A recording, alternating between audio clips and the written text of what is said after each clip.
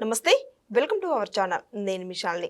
ఏపీలో అనకాపల్లి జిల్లాలో టమాటా రైతులు తీవ్రంగా నష్టపోయారని చెప్పి టమాటాలన్నీ కూడా రోడ్ల మీద పడబోసి వస్తున్నారని చెప్పి ఇప్పుడు వైసీపీ వాళ్ళు విమర్శిస్తున్నారు. నిజంగా ప్రభుత్వమే ఇది ఆదుకోవాలని చెప్పి విమర్శించడం ఇది ఎంతవరకు వాస్తవం? కానీ గిట్టుబాటు ధర కూడా లేదని చెప్తున్నారు. అయితే దీని మీద పూర్తిగా విశ్లేషించడానికి ఈ మంతపడ స్టూడియోలో ఉన్నారు సీనియర్ జర్నలిస్ట్ సత్యమూర్తి గారు ఉన్నారు. వారిని అడిగి విషయాలను తెలుసుకునే ప్రయత్నం చేద్దాం. నమస్కారం సార్. నమస్కారం అండి.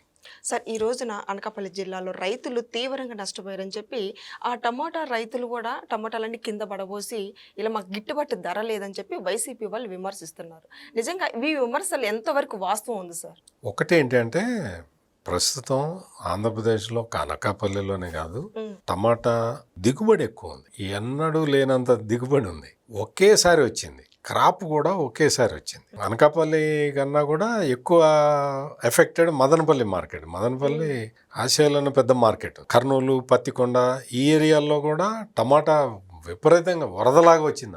ఏం చేయాలో తెలియని పరిస్థితి, ఎవరికైనా ఏం చేయాలో తెలియని పరిస్థితి. అట్లా అంటే దిగుబడి ఎక్కువ వచ్చింది, ఒకేసారి వచ్చింది పంట అంతా కూడా. దానివల్ల ఈ ప్రాబ్లం వచ్చింది. ఇప్పుడు వైసీపీ వాళ్ళకి ఇప్పుడు తెలిసింది, కానీ ఈ ప్రాబ్లం ఫిబ్రవరి నుంచే ఉంది. ఫిబ్రవరి ఫస్ట్ వీక్ నుంచే టమాటా క్రాప్ రావటం మొదలుపెట్టింది.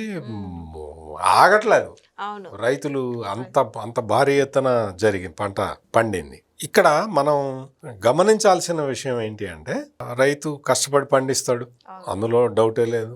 దానికి ఉత్త కష్టమే కాకుండా డబ్బులు కూడా పెట్టుబడి పెట్టాలి. 40-50 వేలు పెడితే తప్ప పంట వేయలేడు, దాన్ని సాకలేడు. అటువంటి పరిస్థితుల్లో ఉన్నప్పుడు గిట్టుబాటు ధర రాకపోతే ఎవరికైనా ఇబ్బంది. ప్రస్తుత పరిస్థితుల్లో ఏంటి అంటే, టమాటా ఒక ఆంధ్రప్రదేశ్లోనే కాదు, మొత్తం ఇండియాలో చాలా మార్కెట్లలో ఇదే పరిస్థితి ఉంది. ఒక ఆంధ్రప్రదేశ్లోనే కాదు, క్రాప్ ఎక్కువ రావటం, అన్ని చోట్ల క్రాప్ ఎక్కువ వచ్చింది. ఇంకొకటి ఏంటి అంటే, కోల్డ్ స్టోరేజీలు లేకపోవటం వల్ల టమాటా నిల్వ చేసుకోలేకపోతున్నారు అనేది. అది వైసీపీ వాళ్ళు చేయటమేం కాదు, చాలా మంది అడుగుతూ ఉంటారు. వైసీపీ వాళ్ళు చాలా ఎక్కువగా ఈ మధ్య కాలంలో ఈ మాట చెప్తూ ఉన్నారు. జగన్మోహన్ రెడ్డి 5 సంవత్సరాలు ముఖ్యమంత్రిగా ఉన్నాడు కదా, కోల్డ్ స్టోరేజీలు ఎన్ని కట్టాడు? ఒక్క చిన్న ప్రశ్నకి వాళ్ళు ఏదైనా సమాధానం చెప్తారేమో చూడాలి. జగన్మోహన్ రెడ్డి పాదయాత్ర చేసేటప్పుడు ఈయన వెళ్తూ ఉంటే, ఈయన కడప దాటిన తర్వాత అనంతపూర్లో అనుకుంటా, అనంతపూర్లో ఏదో ప్లేస్లో రైతులు అడిగారు, టమాటా రైతులు, ఇదే టమాటా రైతులు, ఆయన పాదయాత్ర చేసే టైప్. అప్పుడు అడిగితే, ఏం కావాలి, మీ సమస్యకి ఏంటి పరిష్కారం అన్నాడు. అంటే మాకు కోల్డ్ స్టోరేజీలు కావాలన్నా అని అడిగారు వాళ్ళు. అడిగితే, మీకు ఎందుకు అందరూ నాకు ఓటేయండి, నేను ముఖ్యమంత్రి కాగానే మీకు కోల్డ్ స్టోరేజ్ కట్టిస్తానని చెప్పాడు. వాళ్ళందరూ నిజమేనని నమ్మి ఓట్లు వేశారు. గెలిచిన తర్వాత జగన్మోహన్ రెడ్డి కోల్డ్ స్టోరేజీ ఎక్కడైనా, మొత్తం రాష్ట్రం మొత్తంలో ఎక్కడైనా ఒకటైనా కట్టించాడా? కోల్డ్ స్టోరేజ్ కెపాసిటీ పెంచగలిగాడా? మరి అప్పుడు పాదయాత్రలో నువ్వు చెప్పింది ఏంటి, ఆ తర్వాత నువ్వు చేసింది ఏంటి? ఈ క్వశ్చన్ అడిగామనుకో, ఇప్పుడు సమస్య వస్తే మీరు పాత విషయాలు చెప్తారేంటండి అంటారు. పైగా నన్ను తీసుకెళ్లి ఎల్లో మీడియా కింద అంటగట్టి మరీ చెప్తారు, మీరు జర్నలిస్ట్ అయ్యండి, మీరు ఎల్లో జర్నలిస్ట్ అండి, అందుకనే ఇట్లా మాట్లాడుతున్నారు అంటారు.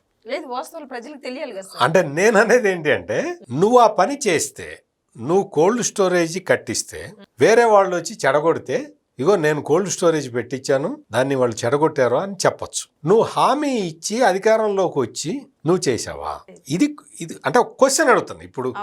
ఇప్పుడు టమాటా రైతులు ఎదుర్కొంటున్న సమస్యకి నేను చెప్పేది సంబంధం లేదు. నేను దయచేసి రైతులు కూడా అర్థం చేసుకోవాలి.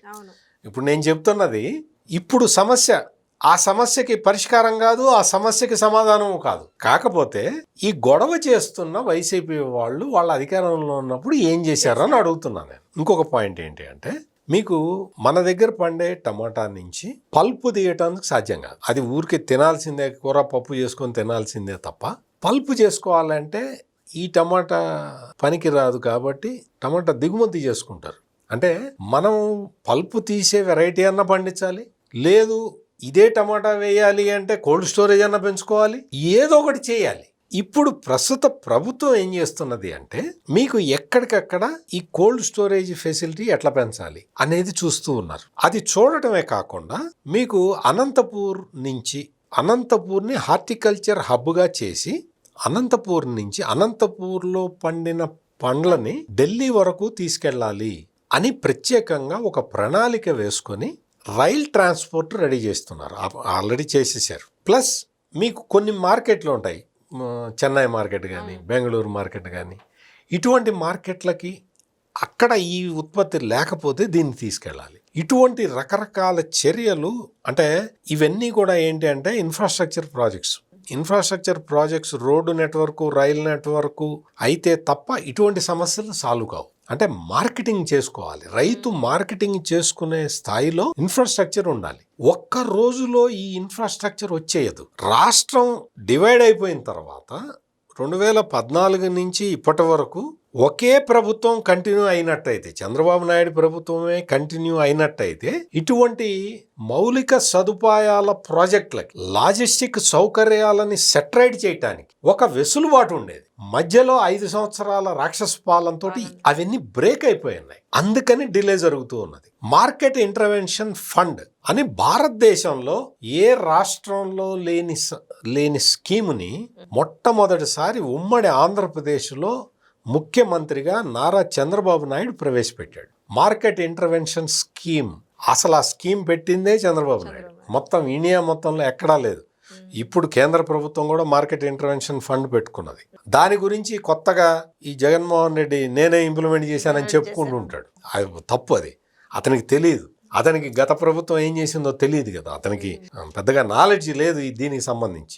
జగన్మోహన్ రెడ్డికి మార్కెట్ ఇంటర్వెన్షన్ ఫండ్ అని బడ్జెట్లో పెట్టాడు, డబ్బులు ఇంత ఖర్చు పెడతామని చెప్పాడు, కానీ అందులో నుంచి ₹1 ఖర్చు పెట్టాల.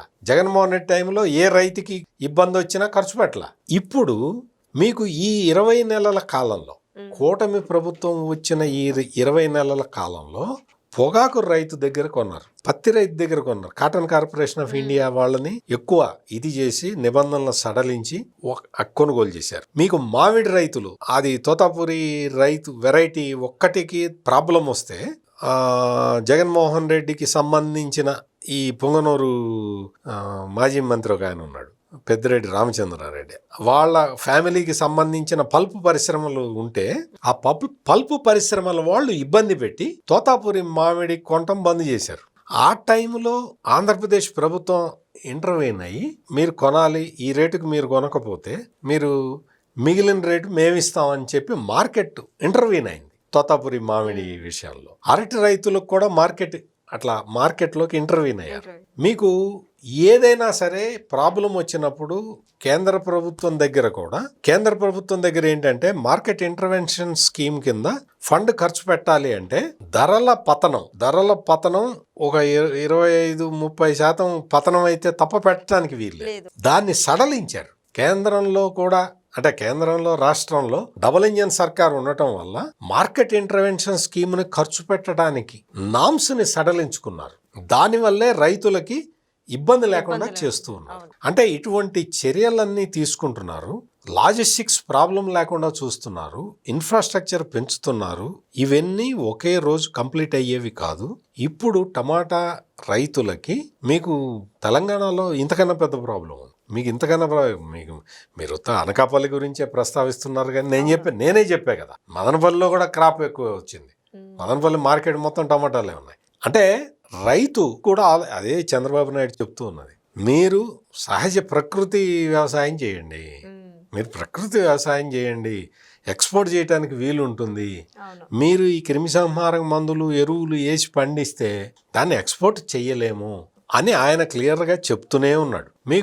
మీకు తెలియదు కానీ కుప్పంలో ఒక ఇజ్రాయెల్ ప్రాజెక్టు పెట్టినప్పుడు మీకు పెద్ద బెంగళూరు మిర్చి అంటారు కదా, బెల్ పెప్పర్, అది బేబీ కార్న్, ఇటువంటివి పండించి ఎక్స్పోర్ట్ చేశారు. అప్పుడు కుప్పం రైతులందరూ దే ఆర్ వెరీ హ్యాపీ. అప్పట్లో రాజశేఖర రెడ్డి కుప్పం ఇజ్రాయెల్ తరహా ఫార్మింగ్ మీద చాలా ఉద్యమం చేశాడు, ఆ రైతుల్ని రెచ్చగొట్టాడు. ఆ రైతుల పొలాలన్నీ తీసేసుకుంటుంది ప్రభుత్వం అని చెప్పి ప్రచారాలు చేశారు. అంటే కొత్త కాన్సెప్ట్స్ తీసుకొచ్చి కొత్త పంటలు పండించి వాటిని ఎక్స్పోర్ట్ చేద్దాము, ఎక్స్పోర్ట్ మార్కెట్కి అనుగుణంగా చేద్దాము అనుకునే చంద్రబాబు నాయుడికి దాన్ని చెడగొట్టే వీళ్ళకి చాలా తేడా ఉంటుంది. ఇప్పుడు టమాటా రైతుకి కష్టం లేదా అనను, కానీ రైతుల సమస్యలు తీర్చడానికి ప్రభుత్వం చిత్తశుద్ధితో ప్రయత్నం చేస్తూ ఉన్నది. కొన్ని ఎవరి చేతుల్లో ఉండవు. Thank you sir. నమస్కారం.